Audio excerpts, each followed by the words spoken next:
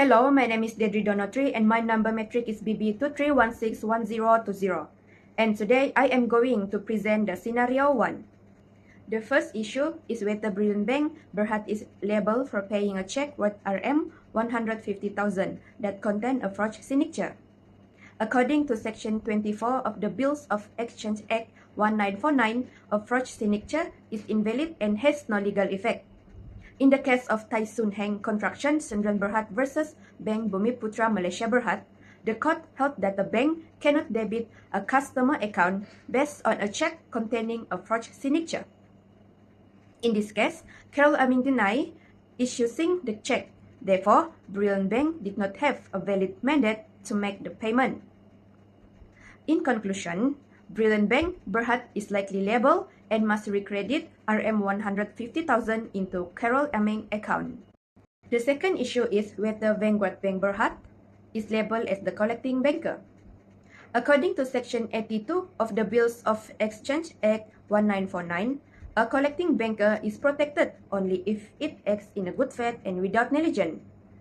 In Marfani and Co. Ltd versus Mainland Bank Ltd, the court held that the bank may be liable if it is negligent when collecting a check. In this situation, the check was made payable to cash but was credited into penny account. This securement appears suspicious and should be prompted further investigation by the bank. In conclusion, Vanguard Bank Berhad may be held liable if negligence can be proven. The third issue is whether Penny is entitled to keep the Rm 1,500 she received. Under the principle of unjust enrichment, a person should not retain a financial benefit obtained without a valid legal basis. This principle was recognized in Lipkin Government versus Carpen Ltd. In this case, the money was obtained through a check containing a forged signature, and Penny refused to return the fund despite being informed of the situation. In conclusion, Carol Ameng is entitled to recover the Rm 150,000 from Penny based on the principle of unjust enrichment and restitution. That's all from me. Thank you. A very good day to everyone. My name is Nurul Shamira bint Alexander. My number matrix is BB2311129. Today, I will be presenting the legal analysis for Scenario 2, Part A, which involved the first check number 223790, valued at Rm 10,000.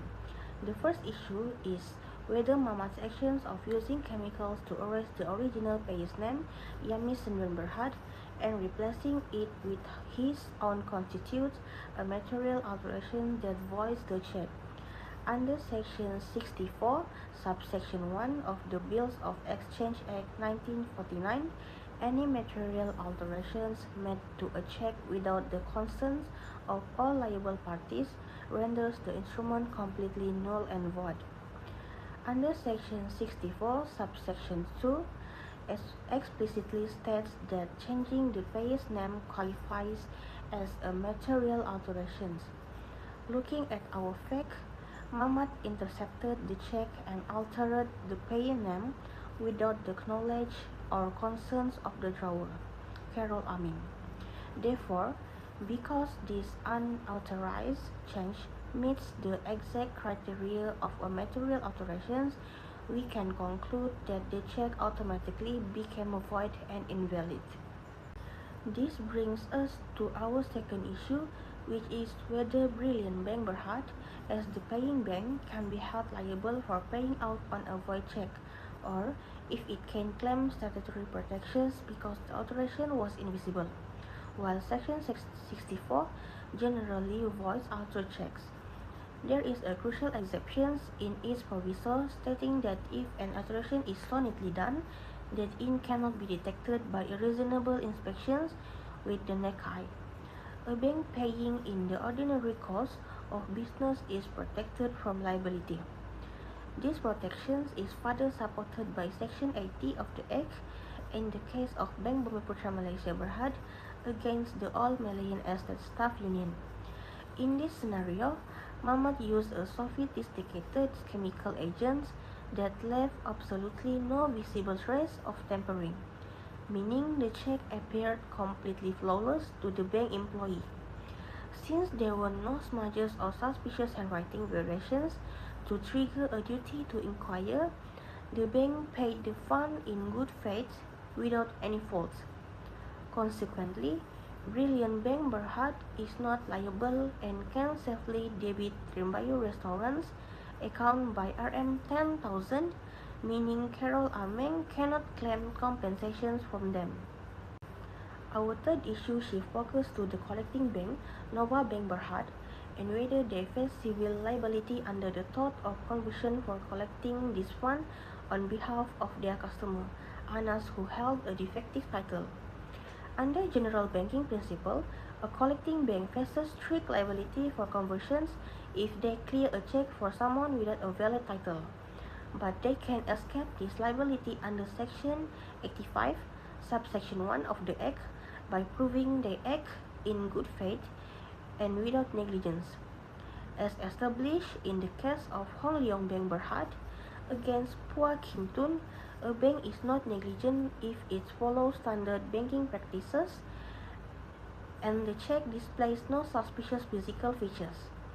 Because Mamad's chemical forgery was entirely undetectable, the check looked perfect when Anas presented it for deposit. Nova Bank Berhad followed all proper regular banking procedures and had no reason to suspect fraud, meaning they are completely free from legal liability towards Carol Ameng. Finally, the fourth issue is whether Anas has a valid title to the Rm 10,000 because he accepted the check in good faith, or if his title is defective due to the not negotiable clausing. The legal effect of a not negotiable clausing is strictly governed by Section 81 of the Bill of Exchange Act 1949, which states that anyone taking such a check cannot get and cannot give a better title than the person they received it from. This principle was highlighted in the case of Risda against United ASEAN Bank Berhad, establishing that the recipient takes the check entirely at their own risk. Since Carol Ameng crossed the check not negotiable before it was stolen, Mamat had a completely defective title and that defect instantly passed to Anas when he traded his television set for the check, even though Anas acted in good faith and gave value. Under Section 81, prevent him from gaining a clean title. In conclusion, Anas lacked a lawful title the money, giving Carol Ameng the civil right to recover the Rm 10,000 directly from him under the tort of conversion, leaving Anas with the sole remedy of filing a separate lawsuit against Mangat. Assalamualaikum and good day. My name is Nurul Ashikin binti Yaakob, BB331061120. For part B, I will discuss the second check, which is check number 223791, involving amount of Rm 15,000. First, I will discuss issue 1, which is whether the check number 223971 is valid and enforceable despite the forged signature. So under the Section 24 of the Bills of Exchange Act 1949, a forged or unauthorized signature is wholly inoperative. This means that no legal right can arise from the forged signature. In the case of United Asian Bank Berhad and Taisun Hung Construction Sendirian Berhad, the court held that a forged instrument is naturally and therefore cannot create a valid mandate for payment. Applying the law to the fact, Carol Ameng was the only authorized signature of Rembayung Restaurant. However, Mamat stole a blank cash leaf, inserted his own name as payee, filled in Rm 15,000, and forged Carol's signature. Since Carol never signed or authorized the check, the signature was clearly forged.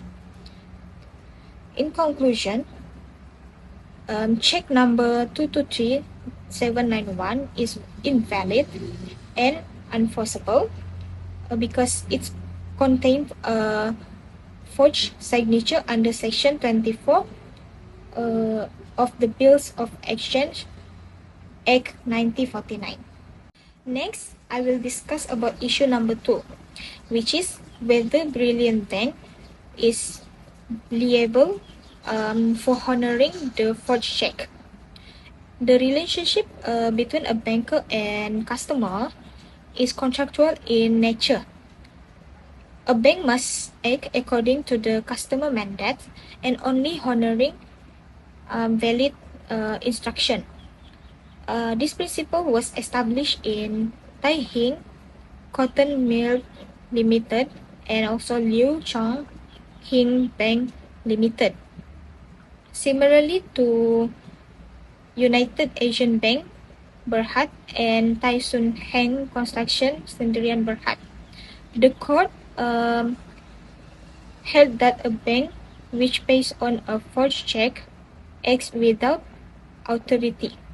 In this case, Brilliant Bank paid Rm 15,000 to Mamat even though Carol never authorized the transaction.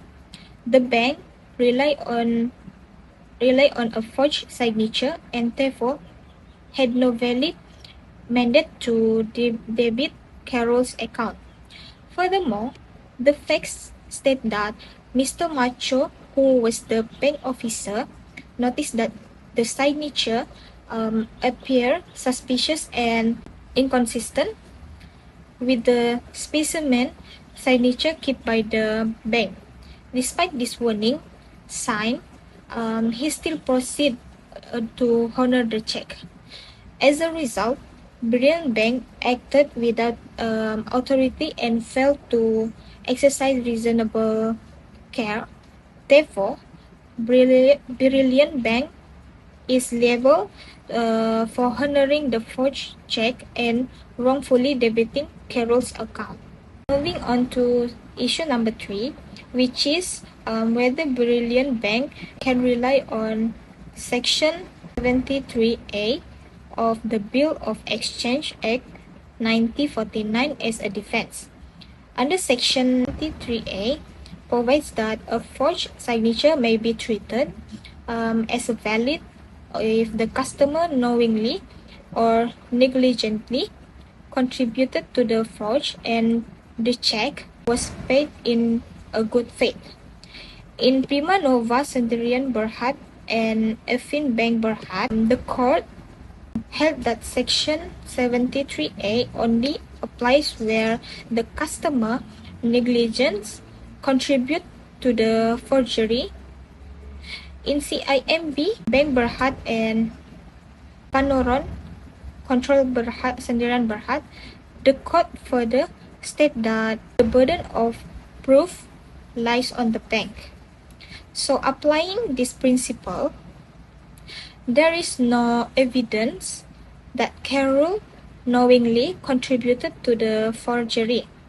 There is also no evidence that he negligently facilitated Mamat's action.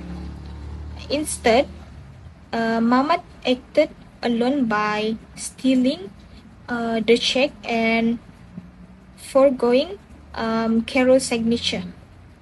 Therefore, Brilliant Bank cannot successfully rely on Section 73A as a defense. So, in conclusion, check number 223791 is invalid because it contains a forged signature under Section 24 of the Bills of Exchange Act 1949. Brilliant Bank is liable because it honored the check without a valid mandate from the customer, which is Carol. And then furthermore, Section 73A cannot protect the bank because Carol did not knowingly or negligently contribute to the forgery. Therefore, Carol is entitled to recovery Rm 15,000 wrongfully debited from his account bank. That's all from me. Thank you.